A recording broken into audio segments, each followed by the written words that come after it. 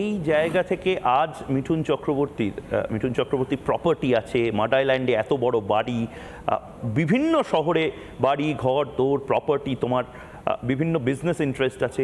মানে এই জার্নিটা এখন তুমি পেছনে তাকালে কোথাও গিয়ে মনে হয় যে সবচেয়ে বেশি মিস কাকে করো বা কি জিনিস করো? সব থেকে বেশি মিস কাকে করো? মাসকট স্পিন কন্ট্রোল ল্যাবের পরীক্ষায় এটি প্রমাণিত। কেয়াসেট আলোপেক্স পেন্টা অ্যাক্টিভ নতুন চুল গজাতে সাহায্য করে, চুল পড়া বন্ধ করে। কেয়াশেট Alopex penta active 10 hair fall প্রবলেমের একমাত্র সলিউশন। আমি মিস করি না অ্যাকচুয়ালি, কেননা আমি কলকাতার আড্ডাকে খুব ভালোবাসতাম। তো আমি কলকাতায় এসে আমি এখনও পর্যন্ত সেই রাত্রিবেলায় শুটিং প্যাকআপের পরও আমরা 3-4 জন থাকি, মেরে আড্ডা মারি। ওইটাই আমার কাছে বিগেস্ট পাস টাইম। মিস করার কিছু নেই আমার কাছে। কে এটা ছিল, এটা হারিয়ে গেছে, আমার কাছে তো কিছুই ছিল না। তো আর না আমার জীবন মানে প্ল্যাটার আমি পেয়েছি, আমার সব কিছুই আমি স্ট্রাগল করেই পেয়েছি। কোনো দিন ওভারনাইট আমার জন্য কিছু হয়নি, সেই জন্য মিস করার কিছু নেই আমার কাছে, নাথিং। মিঠুনদা, মানে আমি শুরুটা যেভাবে করলাম, মানে আমি নিজে খুব গর্বিত। মানে বাংলা টেলিভিশন বা ভারতীয় টেলিভিশনে এমন একটা সময় কাজ করছি যখন মিঠুন চক্রবর্তীর ইন্টারভিউ এভাবে আমি নিতে পারছি প্রাইম টাইমে। আমি বিশ্বাস করি যে রাশিয়া বা উজবেকিস্তান বা বিভিন্ন ইউএসএসআর কান্ট্রিজ বা অন্য ইউরোপিয়ান কান্ট্রিজে এরকমভাবে আমার মতন ফ্যান বয় রয়েছে এবং আজও রয়েছে। আমি শুনেছি তোমার নামে নাকি একটা গোটা রাস্তা ডেডিকেট করেছে কোনো দেশ, তোমার নামে নাকি টাকায় তোমার স্ট্যাম্প, বিভিন্ন কিছু হয়েছে। মানে এগুলো একটু যদি বলো, মানে আমাদের প্রজন্ম খুব তাড়াতাড়ি ভুলে যায় অনেক কিছু। মিঠুনদা, একটু যদি তুমি বলো। I think it is Burkina ফুসো, যদি আমি কার নাম না বলতে পারি, সেই কান্ট্রি আমার নামে স্ট্যাম্প বার করেছে। তাতে আমার ফটো আছে, স্ট্যাম্প আছে, 720 টাকা বোধহয় তার দাম। আর বাকি এভরি কান্ট্রি, সেটা হলো টার্কি হোক, ইরান হোক, ইরাক হোক, আফগানিস্তান হোক, বা ওইদিকে যত কোনো কান্ট্রি আছে, সব কান্ট্রিতেই আমার ফ্যান্স আছে। অ্যান্ড অনেক, এমনকি মানে ফ্রান্সের নিচে একটা আইল্যান্ড আছে, আমি হিন্দু পেপারে পড়েছিলাম সেখানে দুটো লোককেই চেনে, সেটা হলো অমরিশ পুরী আর মিঠুন চক্রবর্তী। এনিওয়েজ, সব জায়গাতেই আমার ফ্যান্স আছে। সো আর এইসব যে যা কিছু শুনেছ সব কিছুই সত্যি। অ্যান্ড সব জায়গাতেই এটা করেছে। জাপানে শুনেছি একটা আমার মূর্তি করে রেখেছে, তো আমার তো যাওয়া হয়নি, দেখাও হয়নি, তবে যখন আমি শুনেছি পড়েছি সেগুলি তোমাকে বলছি।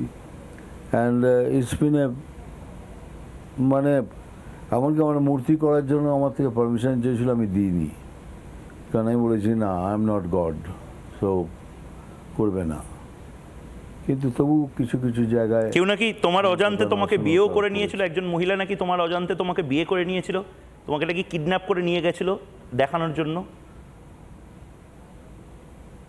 That is in Georgia.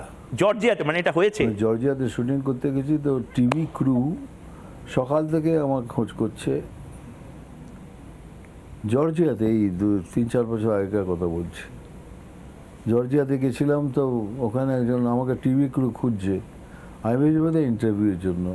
বললো না স্যার, একবার ওর সাথে দেখা করতে চাই, প্লিজ, ভেরি ইম্পর্টেন্ট।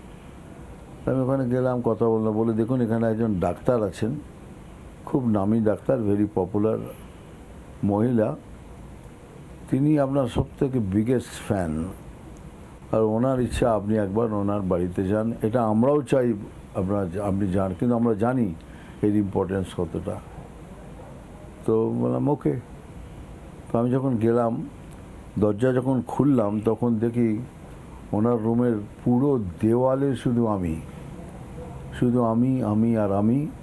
তারপরে একটা জায়গায় জিসাস ক্রাইস্টের মন্দির, আর ঠিক তার পাশে আমার ফটো।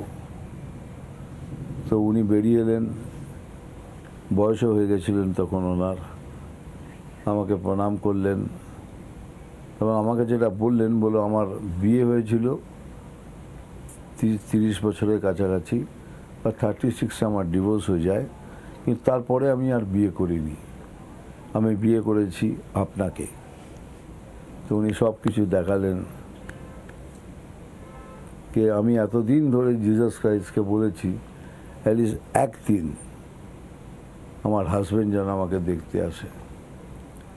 আর সত্যি করে ভগবান তার কথা শুনলেন। আমি ওখানে গেলাম, দেখা করলাম ওনার সাথে। উনি অনেকক্ষণ বসলেন, কিছুক্ষণ কাঁদলেন। তারপর then she became all right, বলতে my life journey is fulfil. এবার আমি যদি মরেও যাই, there is nothing to regret. মিঠুনদা, জর্জিয়াতে মিঠুনদা, একটা লিগ থাকে, যেরকম এখন 100 crore লিগ, 500 কোটি টাকার বক্স অফিসের লিগ, সেরকমভাবে ন্যাশনাল অ্যাওয়ার্ড যারা পেয়েছে তাদের একটা লিগ, তাদের একটা ক্লাব থাকে। তুমি এখন দাদা সাহেব ফালকে লিগে চলে গেছো, এবং সেখানে তোমাকে যে লঞ্চ করেছিলেন মৃণাল সেন তিনি ছিলেন, সত্যজিৎ রায় ছিলেন, সৌমিত্র চট্টোপাধ্যায় ছিলেন, রজনীকান্ত ছিলেন, মানে বাঙালিতে ছড়াছড়ি সেই দাদা সাহেব ফালকে লিগ। মৃণাল সেনের সাথে মানে এতদিন পর আবার সেই একই প্রশ্ন, মৃগয়া কি লাইফ চেঞ্জিং একটা জার্নি হয়ে গেল? মানে ওই রোগা ছিপছিপে ছেলেটি যদি সেদিন ওই অভিনয়টা না করতো, তাহলে আজ দি মিঠুন চক্রবর্তী হয়তো হওয়া হতো না। না, কোনো না কোনোভাবে হতে। Mrigaya is also a landmark.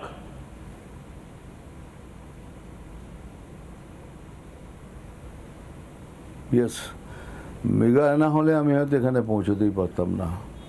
তো মৃণালদা আমার শিক্ষাগুরু, উনি সবসময় থাকবেন।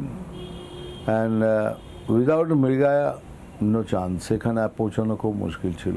And Mrigaya and the first film, প্রথম ফিল্মেই ন্যাশনাল অ্যাওয়ার্ড পাওয়া, that is a very big thing. মিঠুনদা, এত জায়গায় জর্জিয়ার কথা শুনলাম, রাশিয়ার কথা শুনলাম, জাপানের কথা শুনলাম, এত দেশ তোমাকে সেলিব্রেট করেছে, আমরা তোমাকে সেলিব্রেট করি। দেশের এত বড় সম্মান তুমি পাচ্ছ, পদ্ম পুরস্কার পাচ্ছ, দাদা সাহেব ফালকে পুরস্কার পাচ্ছ, আর সেই মিঠুন চক্রবর্তীকেই যেন অচ্ছুত করে রেখে দিয়েছে তোমার রাজ্যের মানুষের যারা শাসক তারা। এই খারাপ লাগাটা থাকে, একটু চিনচিন ব্যথা হয়।